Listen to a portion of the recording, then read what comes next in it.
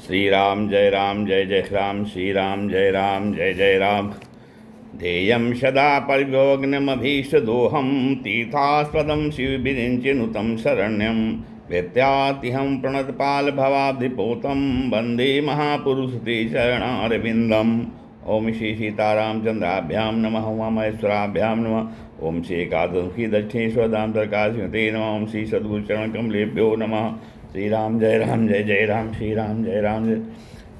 सत्संग क्रम में आज श्रीमद् भागवत महापुराण के 10वें स्कंद की 250वां अध्याय अर्थात 52वें अध्याय की कथा है, जिसमें द्वारका भगवान श्री कृष्ण का द्वारका गमन, श्री बलराम जी का विवाह तथा श्री कृष्ण के पास रुक्मिणी जी का संदेशा लेकर ब्राह्मण का आना ये कथा है। श्री सुखदेव जी कहते हैं कि इत्थं सो अनिगृहीतो अंक कृष्णेनैवाच्छुकनन्दनः तम परिक्रम्य सन्नम्य में निश्चक्राम गुहामुखात्। तो कहते हैं प्यारे परीक्षित, भगवान श्री कृष्ण ने इस प्रकार इक्ष्वाकुनंदन राजा मुचकुंद पर अनुग्रह किया। अब उन्होंने भगवान की परिक्रमा की, उन्हें नमस्कार किया और गुफा से बाहर निकले। उन्होंने बाहर आकर देखा कि सबके सब मनुष्य, पशु, लता और वृक्ष वनस्पति पहले की अपेक्षा बहुत छोटे छोटे आकार के हो गए हैं। इससे यह जानकारी कलयुग आ गया है। वे उत्तर दिशा की ओर चल दिए। महाराज मुचकुंद तपस्या, श्रद्धा, धैर्य तथा अनक्ष से युक्त, अनासक्त से युक्त एवं संशय संदेश से मुक्त थे। वे अपना चित्त भगवान श्री कृष्ण में लगाकर गंधमादन पर्वत पर जा पहुँचे। भगवान नर नारायण के नित्य निवास स्थान बदरिकाश्रम में जाकर बड़े शांत भाव से गर्मी सर्दी आदि द्वंद्व सहते हुए वे तपस्या के द्वारा भगवान की आराधना करने लगे। इधर भगवान श्री कृष्ण मथुरापुरी में लौट आए। अब तक कालेवन की सेना ने उसे घेर रखा था। अब उन्होंने म्लेच्छों की सेना का संहार किया और उसका सारा धन छीन कर द्वारका को ले चले। जिस समय भगवान श्री कृष्ण के आज्ञानुसार मनुष्यों और बैलों पर वह धन ले जाया जाने लगा, उसी समय मगधराज जरासंध फिर 18वीं बार 23 अक्षौहिणी सेना लेकर आया धमका। परीक्षित, शत्रु सेना का प्रबल वेग देखकर भगवान श्री कृष्ण और बलराम मनुष्यों की सी लीला करते हुए उसके सामने से बड़ी फुर्ती के साथ भाग निकले। उनके मन में तनिक भी भय न था, फिर भी मानो अत्यंत भयभीत हो गए हों। इस प्रकार साहस का नाट्य करते हुए वह सबका सब धन वहीं छोड़कर अनेक या योजनों तक वे अपने कमल दल के समान सुकोमल चरणों से ही पैदल भागते चले गए। जब महाबली मगधराज कालयवन जरासंध ने देखा कि श्री कृष्ण और बलराम तो भाग रहे हैं, तब वह हंसने लगा और अपनी रथ सेना के साथ उनका पीछा करने लगा। उसे भगवान श्री कृष्ण और बलराम जी के ऐश्वर्य प्रभाव आदि का ज्ञान न था। बहुत दूर तक दौड़ने के कारण दोनों भाई कुछ थक से गए। अब वे बहुत ऊंचे प्रवर्षण पर्वत पर चढ़ गए। उस पर्वत का प्रवर्षण नाम इसलिए पड़ा था कि वहाँ सदा ही मेघ वर्षा किया करते थे। परीक्षित, जब जरासंध ने देखा कि वे दोनों पहाड़ में छिप गए और बहुत ढूंढने पर भी पता न चला, तब उसने ईंधन से भरे हुए प्रवर्षण पर्वत के चारों ओर आग लगाकर उसे जला दिया।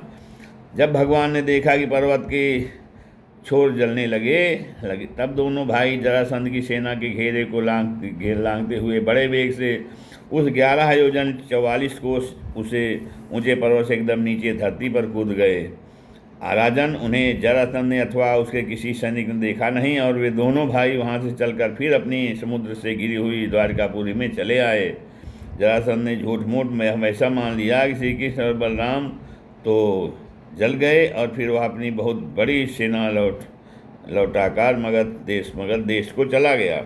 यह बात बहुत तुमसे पहले 9वें स्कंद में इस बात का वर्णन किया जा चुका है कि आनंद देश के राजा श्रीमान रैवत जी ने अपनी रेवती नाम कन्या ब्रह्मा जी की प्रेरणा से बलराम जी के साथ ब्याह दी थी। परीक्षित, भगवान श्री कृष्ण भी स्वयंवर में आए हुए शिशुपाल और उसके पक्षपाती सालवाद नरपतियों को बलपूर्वक डर हराकर उस सबके देखते देखते जैसे गरुड़ ने सुधा का हरण किया था, वैसे ही विदर्भ देश की राजकुमारी रुक्मिणी को हर लाए और उसे विवाह कर लिया। रुक्मिणी जी सदा राजा भीष्म की कन्या और स्वयं भगवती लक्ष्मी जी का अवतार थी। राजा परीक्षित ने पूछा, भगवान, हमने सुना है कि भगवान श्री कृष्ण ने भीष्म नंदिनी परम सुंदरी रुक्मिणी देवी को बलपूर्वक हरण करके राक्षस विद से उसके साथ विवाह किया था। भगवान श्रोतुमिच्छामि कृष्ण श्यामि तेजसा यथा मागध साल्वादीन जित्वा कन्यामुपाहरत। कहते हैं कि महाराज अब मैं यह सुनना चाहता हूँ कि परम तेजस्वी भगवान श्री कृष्ण ने जरासंध साल्वादीन नरपतियों को जीतकर किस प्रकार रुक्मिणी का हरण किया। महर्षि भगवान श्री कृष्ण की लीलाओं के संबंध में क्या कहना है। वे स्वयं तो पवित्र हैं ही, सारे जगत का मल धो बहाकर उसे भी पवित्र कर देने वाली हैं। तो उनमें ऐसी लोकोत्तर माधुरी है जिससे दिन रात सेवन करते रहने पर भी नित्य नया नया रस मिलता रहता है।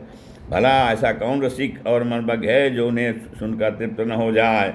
श्री सुखदेव जी कहते हैं, राजा आसीद भीष्म को नाम विदर्भाधिपतिर्महान तस्य पंचाभवन पुत्राः कन्यका च वरानना। तो सुखदेव जी कहते हैं, परीक्षित महाराज भीष्मक विदर्भ देश के राजा थे, अधिपति थे। उनके 5 पुत्र और एक सुंदरी कन्या थी। सबसे बड़े पुत्र का नाम था रुक्मी और 4 छोटे थे जिनके नाम थे क्रमशः रुक्मरथ, रुक्मबाहु, रुक्मकेश और रुक्माली। इनकी बहन थी सती रुक्मिणी। जब उसने भगवान श्री कृष्ण के सौंदर्य, पराक्रम, गुण और वैभव की प्रशंसा सुनी जो उसके महल में आने वाले अतिथि प्रायः गाया ही करते थे, तब उसने यही निश्चय किया कि भगवान श्री कृष्ण ही मेरे अनुरूप पति हैं। भगवान श्री कृष्ण तो भी समझते थे कि रुक्मिणी में बड़े सुंदर सुंदर लक्षण हैं।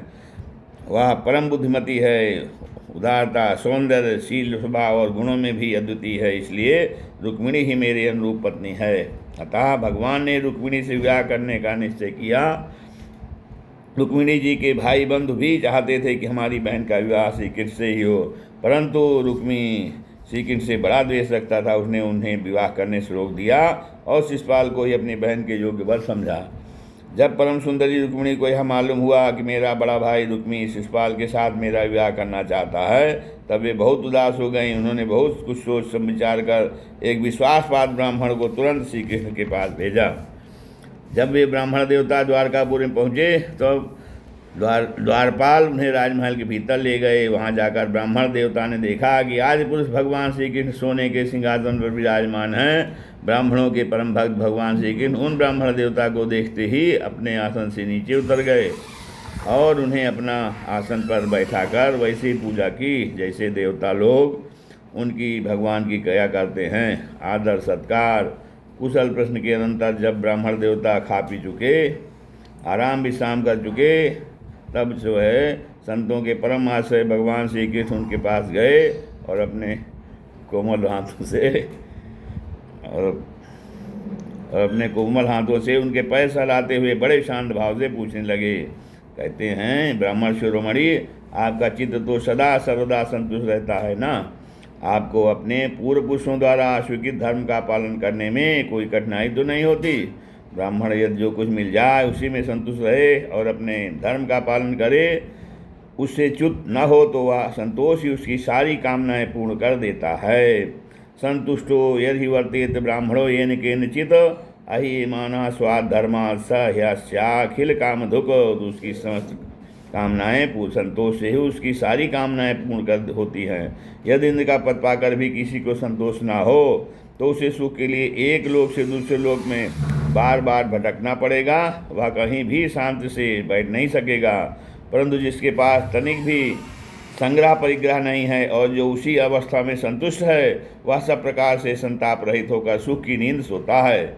और कहते हैं कि विप्रान स्वालाभ संतुष्टान साधून भूत सुहितमान निरहंकारिणा शांतान नमस्ते शीर्षासकृत। कहते हैं, जो स्वयं प्राप्त हुई वस्तु से संतोष कर लेते हैं, जिनका स्वभाव बड़ा ही मधुर है और जो समस्त प्राणियों के परम हितैषी, अहंकार रहित और शांत हैं, उन ब्राह्मणों को मैं सदा से झुकाकर नमस्कार करता हूँ। ब्राह्मण देवता, राजा की ओर से तो आप लोगों को सब प्रकार की सुविधा है ना, जिसके राज्य में प्रजा का अच्छी तरह पालन होता है और वह आनंद से रहती है, वह राजा मुझे बहुत ही प्रिय है। कहते हैं, ब्राह्मण देवता, आप कहाँ से, किस हेतु से और किस अभिलाषा से इतना कठिन मार्ग तय करके यहाँ आए पधारे हैं। यदि कोई बात विशेष गोपनीय न हो तो हमसे कहिए, हम आपकी क्या सेवा करें। परीक्षित, लीला से मनुष्य रूप धारण करने वाले भगवान श्री कृष्ण ने जब इस प्रकार ब्राह्मण देवता से पूछा तब उन्होंने सारी बात कह सुनाई। इसके बाद वे भगवान से रुक्मिणी जी का संदेश कहने लगे। रुक्मिणी जी ने कहा है, श्रुत्वा गुणान् भुवन सुंदर शृण्वतां ते निर्विश्य कर्ण विवरैर्हरतो अंगतापम रूपम दृशां दृश्यमता मखिलार्थलाभम त्वयि अच्युता विशति चित्तमपत्रपम में। कहते हैं कि त्रिभुवन सुंदर आपके गुणों को जो सुनने वालों के कानों के रास्ते हृदय में प्रवेश करके एक एक अंग के ताप जन्म जन्म की जलन बुझा देते हैं, तथा अपने रूप सौंदर्य को जो नेत्रों वाले जीवों के नेत्रों के लिए धर्म अर्थ काम मोक्ष चारों पुरुषार्थों के फल एवं स्वार्थ परमार्थ सब कुछ है, श्रवण करके प्यारे अच्युत मेरा चित्त लज्जा शर्म सब कुछ छोड़कर आप में ही प्रवेश कर रहा है। प्रेम स्वरूप श्याम सुंदर, चाहे जिस दृष्टि से देखें, कुल शील स्वभाव सौंदर्य विद्या अवस्था धन धाम सभी में आप अद्वितीय हैं, अपने ही समान हैं। मनुष्य लोक में जितने भी प्राणी हैं सबका मन आपको देखकर शांतिकान हो करता है, आनंदित होता है। अब पुरुष भूषण आप ही बतलाइए, ऐसी कौन सी कुर्वती महागुणवती और धैर्यवती कन्या होगी जो विवाह के योग्य समय आने पर आपको ही पद के रूप में वर्णन न करेगी। इसीलिए प्रीतम मैंने आपको पद रूप से वर्णन किया है। मैं आपको आत्मसमर्पण कर चुकी हूँ। आप अंतर्यामी हैं, मेरे हृदय की बात आपसे छिपी नहीं। आप यहाँ पधार कर मुझे अपनी पत्नी के रूप में स्वीकार कीजिए। कमल नयन प्राण वल्लभ, मैं आप सरीखे वीर को समर्पित हो चुकी हूँ, आपकी हूँ। अब जैसे सिंह का भाग सियार छू जाए, वैसे कहीं शिशुपाल निकट से आकर मेरा स्पर्श न कर जाए। मैंने यदि जन्म में पूर्व अर्थात कुआं बावलिया खुजवाना, इष्ट यज्ञादि करना, दान नियम व्रत तथा देवता ब्राह्मण और गुरु आदि की पूजा के द्वारा भगवान परमेश्वर की ही आराधना की हो और वे मुझसे प्रसन्न हो तो भगवान श्री कृष्ण आकर मेरा पाणी ग्रहण करें। शिशुपाल अथवा दूसरा कोई भी पुरुष मेरा स्पर्श न कर सके। प्रभु आप अजित हैं, जिस दिन मेरा विवाह होने वाला हो उससे एक दिन पहले आप हमारी राजधानी में गुप्त रूप से आ जाइए और फिर बड़े बड़े सेनापतियों के साथ शिशुपाल तथा जरासंध की सेनाओं को मत डालिए, तहस नहस कर दीजिए और बलपूर्वक राक्षस वीर से वीरता का मूल्य देकर मेरा पाणी ग्रहण कीजिए। यदि आप यह सोचते हो कि तुम तो अंतःपुर में भीतर की जनाने महालोक में पहरे के अंदर रहती हो, तो तुम्हारे भाई बंधुओं को मारे बिना मैं तुम्हें कैसे ले जा सकता हूँ, तो इसका उपाय मैं आपको बतलाए देती हूँ। कहती हैं कि हमारे कुल का ऐसा नियम है कि विवाह के पहले दिन कुल देवी का दर्शन करने के लिए एक बहुत बड़ी यात्रा होती है, जुलूस निकलता है, जिसमें विवाही जाने वाली कन्या को दुल्हन को नगर के बाहर गिरिजा देवी के मंदिर में जाना पड़ता है। कमल नयन उमापति, भगवान शंकर के समान बड़े बड़े महापुरुष भी आत्मशुद्धि के लिए आपके चरण कमलों की धूल में से स्नान करना चाहते हैं। यदि मैं आपका वह प्रसाद, आपकी वह चरण धूल नहीं प्राप्त कर सकी तो व्रत द्वारा शरीर को सुखाकर प्राण छोड़ दूंगी, चाहे उसके लिए सैकड़ों जन्म क्यों न लेने पड़े। कभी न कभी तो आपका वह प्रसाद अवश्य मिलेगा। तो ब्राह्मण देवता ने कहा, यदुवंश शिरोमणे, यही रुक्मिणी जी का अत्यंत गोपनीय संदेश है जिन्हें लेकर मैं आपके पास आया हूँ। इसके संबंध में जो कुछ करना हो विचार कर लीजिए और तुरंत ही उसके अनुसार कार्य कीजिए। इस श्रीमद्भागवते महापुराणे परमहंस्यां संहितायां दशमस्कन्धे उत्तरार्धे रुक्मिण्युपद्वाह प्रस्तावं 257 श्रीराम जय राम जय जय राम, श्रीराम जय राम जय